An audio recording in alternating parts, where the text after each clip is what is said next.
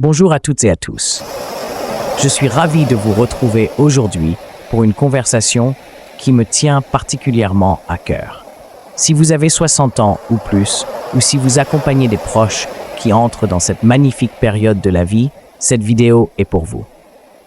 On a souvent tendance à associer la soixantaine à un certain ralentissement, n'est-ce pas?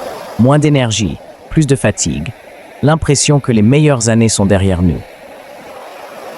Mais laissez-moi vous dire une chose, c'est une idée reçue, et même une grave erreur. L'après 60 ans, mes chers amis, n'est pas un déclin, mais une transformation. C'est une période de sagesse accumulée, de liberté nouvelle, et, croyez-moi, de potentiel inexploré.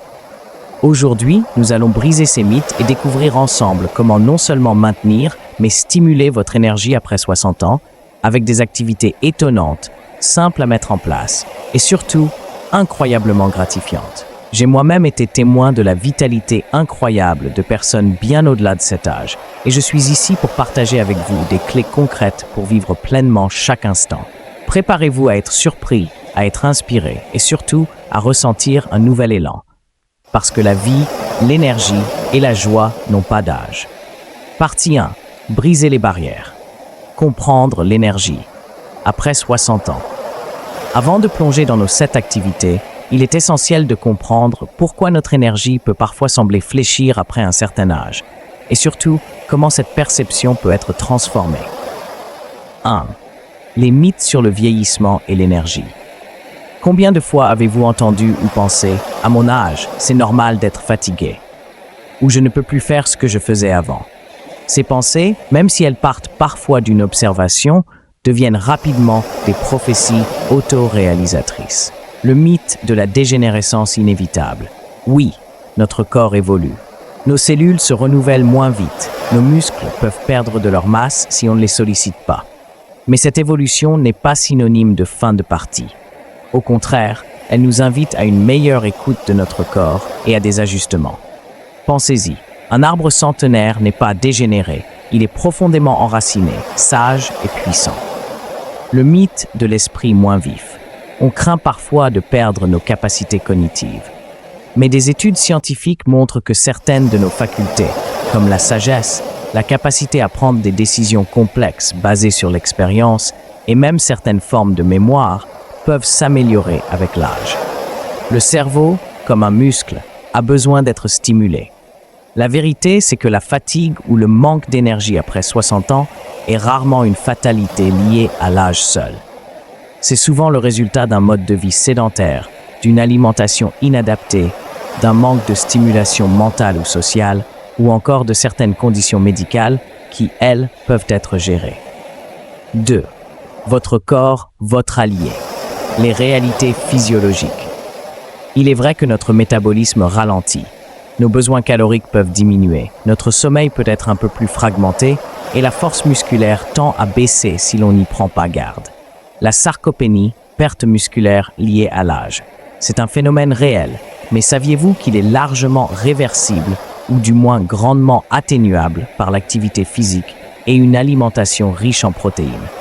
Nos muscles, même à 80 ans, répondent à la stimulation. Les changements hormonaux. Que ce soit chez les hommes ou les femmes, les niveaux hormonaux évoluent. Cela peut affecter notre humeur, notre énergie et notre sommeil. Mais là encore, des solutions existent, qu'elles soient naturelles ou médicales, pour en atténuer les effets.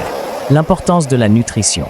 Après 60 ans, les besoins en certains nutriments augmentent, comme la vitamine D, le calcium ou la vitamine B12, alors que l'appétit peut diminuer.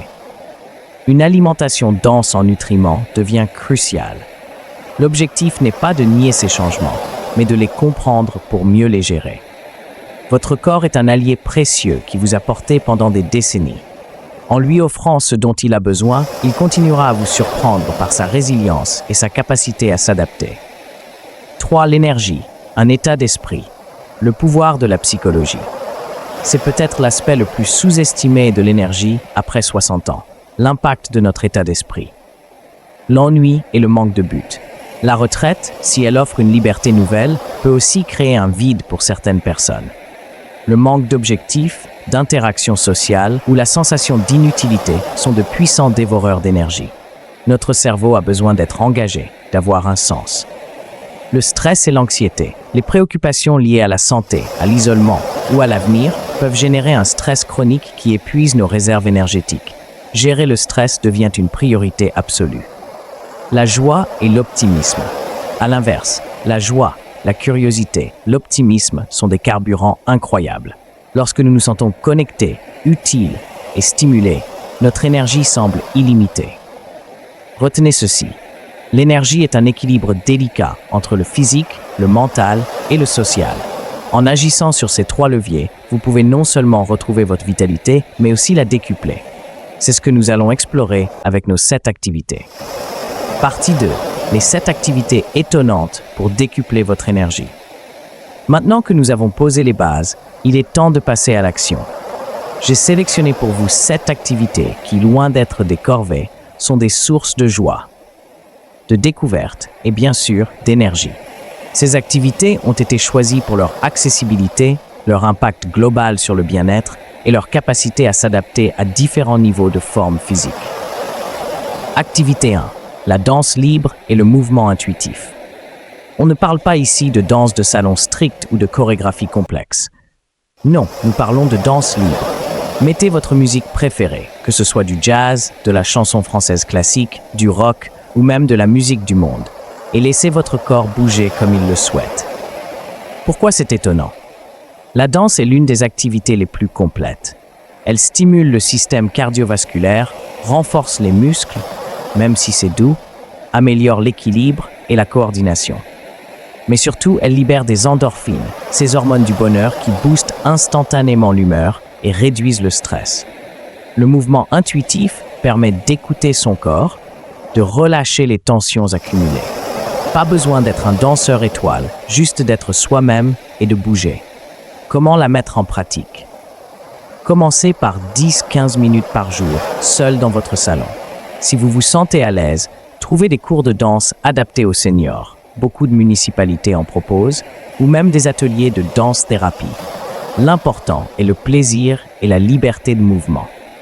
Mon conseil, créez une playlist de musique qui vous donne envie de bouger, des morceaux qui vous rappellent de bons souvenirs. Activité 2. Le jardinage thérapeutique et la connexion à la nature. Le jardinage est bien plus qu'une simple activité de loisir. C'est une véritable thérapie. Que vous ayez un grand jardin, un petit balcon ou même juste un rebord de fenêtre, vous pouvez cultiver quelque chose. Pourquoi c'est étonnant? Le jardinage sollicite doucement le corps, se pencher, soulever, creuser, améliore la dextérité fine et l'exposition au soleil aide à la synthèse de la vitamine D, essentielle pour la santé osseuse et l'énergie. Mais son pouvoir réside surtout dans sa capacité à nous reconnecter à la nature et au cycle de la vie. Voir une plante pousser, grâce à vos soins, est immensément gratifiant. Cela réduit le stress, favorise la pleine conscience et procure un sentiment d'utilité et d'enracinement. Le contact avec la terre peut même avoir des effets bénéfiques sur notre microbiote. Comment la mettre en pratique? Commencez petit. Quelques herbes aromatiques dans des pots, 1 ou 2 plantes fleuries. Si vous avez plus d'espace, essayez quelques légumes faciles comme des radis ou des salades. Rejoignez un jardin partagé dans votre commune. C'est une excellente façon de jardiner et de socialiser. Mon conseil, ne vous mettez pas la pression du jardin parfait. Appréciez le processus, la patience et les petites victoires. Activité 3. L'apprentissage d'une nouvelle langue ou d'un instrument de musique. Stimuler son cerveau est essentiel pour maintenir une énergie mentale vive. L'apprentissage, sous toutes ses formes, est un formidable entraînement cognitif. Pourquoi c'est étonnant? Apprendre une nouvelle langue ou un instrument de musique sollicite de multiples aires du cerveau simultanément. La mémoire, la logique, la coordination, l'écoute, la créativité. Des études montrent que cela peut retarder le déclin cognitif et améliorer la plasticité cérébrale. C'est un défi stimulant qui génère un sentiment d'accomplissement profond, augmente la confiance en soi et ouvre de nouvelles perspectives, voyages, nouvelles rencontres, etc. Et le plus beau, c'est qu'il n'y a pas d'âge pour commencer. Comment la mettre en pratique? Pour les langues, utilisez des applications gratuites comme Duolingo ou Memrise. Inscrivez-vous à des cours pour seniors ou trouver un partenaire d'échange linguistique. Pour la musique, beaucoup d'écoles proposent des cours pour adultes débutants. Commencez par un instrument simple comme l'ukulélé, l'harmonica ou un clavier numérique. Mon conseil, choisissez quelque chose qui vous passionne vraiment, même si cela vous semble difficile au début. La persévérance est la clé, et chaque petite avancée est une victoire. Activité 4. Le bénévolat et l'engagement communautaire. Donner de son temps aux autres est l'un des meilleurs moyens de recevoir de l'énergie en retour. Le bénévolat offre un sentiment de but, de connexion et d'utilité sociale. Pourquoi c'est étonnant? Le bénévolat combat l'isolement social, l'une des principales causes de baisse d'énergie chez les seniors. Il renforce l'estime de soi en vous rappelant vos compétences et votre valeur. L'interaction avec différentes générations et milieux vous ouvre l'esprit, vous maintient connecté au monde et vous donne une nouvelle perspective. De plus, de nombreuses activités bénévoles impliquent un certain niveau d'activité physique, aider dans une banque alimentaire, accompagner des sorties, etc. Les bienfaits psychologiques et émotionnels sont immenses et se traduisent directement par une énergie renouvelée. Comment la mettre en pratique? Réfléchissez à ce qui vous passionne. Les animaux, l'environnement, l'aide aux jeunes ou aux personnes démunies, la culture. Renseignez-vous auprès de votre mairie, des centres sociaux ou des plateformes de bénévolat en ligne. Il y a des missions pour tous les profils et toutes les disponibilités. Mon conseil, commencez par un engagement modeste, quelques heures par semaine et ajustez si vous le souhaitez. L'important est de trouver une cause qui résonne avec vous. Activité 5. La randonnée douce et la sylvothérapie. Loin des randonnées extrêmes, la randonnée douce et la sylvothérapie, bains de forêt, sont des pratiques simples et profondément régénératrices. Pourquoi c'est étonnant? Marcher en pleine nature, même sur un terrain plat, est excellent pour le système cardiovasculaire, la circulation et la force musculaire des jambes. L'air frais et les paysages apaisants réduisent le stress, améliorent l'humeur et la qualité du sommeil. La sylvothérapie va plus loin. Il s'agit de se connecter consciemment à l'environnement forestier, en observant, en écoutant les sons de la nature, en sentant les odeurs des arbres, en touchant l'écorce. Cela a un effet prouvé sur la réduction de l'hormone du stress, cortisol, et la stimulation de notre système immunitaire. C'est une véritable immersion sensorielle qui recharge nos batteries. Comment la mettre en pratique? Recherchez des parcs, forêts ou sentiers de promenade accessibles près de chez vous. Commencez par de courtes balades de 30 minutes et augmentez progressivement la durée. Marchez à votre rythme. Pour la sylvothérapie, prenez le temps de vous arrêter, d'observer un arbre, d'écouter les oiseaux. Laissez votre téléphone de côté. Mon conseil, invitez un ami ou un membre de votre famille. Marcher ensemble renforce les liens sociaux et rend l'activité encore plus agréable. Activité 6. L'art-thérapie et l'expression créative. Que ce soit la peinture, la poterie, l'écriture, le tricot, la musique ou la photographie, s'engager dans une activité créative est un puissant stimulant pour l'esprit et l'âme. Pourquoi c'est étonnant? L'expression créative permet de libérer des émotions, de réduire l'anxiété et de stimuler l'imagination. Elle ne demande pas de résultats parfaits, mais le simple plaisir du processus. Créer quelque chose de ses propres mains, quelle que soit la forme, procure un sentiment de joie et d'accomplissement. Cela améliore la dextérité, la concentration et la résolution de problèmes. L'art-thérapie est même utilisée pour aider à gérer le stress et améliorer le bien-être émotionnel.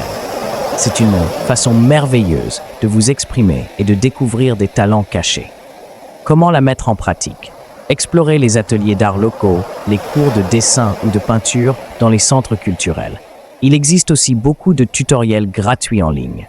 N'ayez pas peur de ne pas être doué. L'important est le processus et le plaisir de créer. Mon conseil, commencez avec des matériaux simples. Un carnet et un crayon pour le dessin, de l'argile à modeler, des fils et des aiguilles. Laissez votre imagination prendre le dessus. Activité 7. Les clubs de lecture ou les ateliers d'écriture de mémoire. La stimulation intellectuelle et la connexion sociale sont des piliers fondamentaux de l'énergie.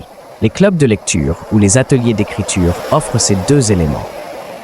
Pourquoi c'est étonnant? Lire et discuter de livres maintient le cerveau actif, enrichit le vocabulaire et ouvre à de nouvelles idées. C'est un excellent moyen de rester informé et curieux. Rejoindre un club de lecture combat l'isolement et crée un espace d'échange stimulant où l'on peut partager ses opinions et écouter celles des autres. Les ateliers d'écriture de mémoire sont encore plus puissants. Ils permettent de revisiter sa propre histoire, de mettre des mots sur ses expériences, de les partager si on le souhaite, et de mieux se comprendre. C'est un processus de valorisation de son parcours et de transmission qui est incroyablement énergisant. Comment la mettre en pratique?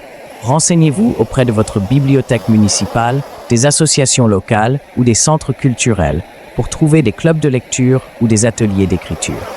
Si rien n'existe, pourquoi ne pas créer le vôtre avec quelques amis? Mon conseil, soyez ouverts aux différents genres littéraires et aux différentes histoires de vie. L'écoute et le partage sont les clés de ces activités. Partie 3. Cultivez l'énergie au quotidien. Votre plan d'action personnalisé. Vous avez maintenant 7 pistes pour stimuler votre énergie.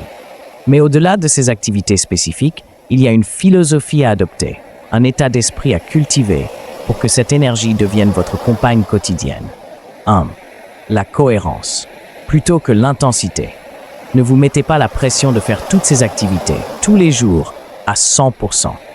L'objectif est la cohérence. Mieux vaut 15 minutes de marche douce chaque jour que 2 heures une fois par semaine, puis rien pendant un mois. Mieux vaut lire 10 pages par jour que vouloir dévorer un livre entier en une nuit. Petit pas, grand impact. Choisissez 1 ou 2 activités qui vous attirent le plus et commencez par de petites doses. Intégrez-les progressivement dans votre routine. Écoutez votre corps. Respectez vos limites. Certains jours, vous aurez plus d'énergie que d'autres. C'est normal. L'important est de rester à l'écoute de ce que votre corps et votre esprit vous disent. La notion de plaisir. Si une activité devient une corvée, elle ne vous apportera pas d'énergie. Le plaisir est le carburant le plus puissant. 2. Le pouvoir des liens sociaux. Je ne le répéterai jamais assez. L'isolement est un poison pour l'énergie. Cultivez vos relations, sortez, rencontrez du monde. Appel régulier. Un simple appel téléphonique à un ami ou un membre de la famille peut égayer votre journée. Activités de groupe. Privilégiez les activités où vous êtes en contact avec d'autres. Clubs, associations, cours, marches en groupe. Soyez proactifs. N'attendez pas que les autres viennent à vous. Proposez des sorties, des cafés, des repas. 3. L'alimentation, le carburant essentiel. On ne peut pas parler d'énergie sans parler de ce que l'on met dans son assiette. Mangez vrai. Privilégiez les aliments non transformés, riches en fruits, légumes, protéines maigres et bonne graisse. Hydratez-vous. Buvez suffisamment d'eau tout au long de la journée. La déshydratation est une cause fréquente de fatigue. Demandez conseil. N'hésitez pas à consulter un professionnel de santé ou un diététicien pour des conseils personnalisés. 4. L'importance du sommeil et du repos. Un sommeil de qualité est la base de toute énergie. Routine de sommeil. Essayez de vous coucher et de vous lever à des heures régulières, même le week-end. Environnement propice. Assurez-vous que votre chambre est sombre, calme et à une température agréable. Sieste courte.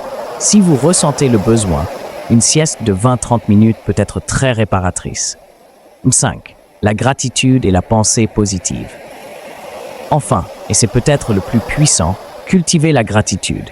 Chaque soir, prenez quelques minutes pour penser à 3 choses pour lesquelles vous êtes reconnaissant dans votre journée. Le verre à moitié plein.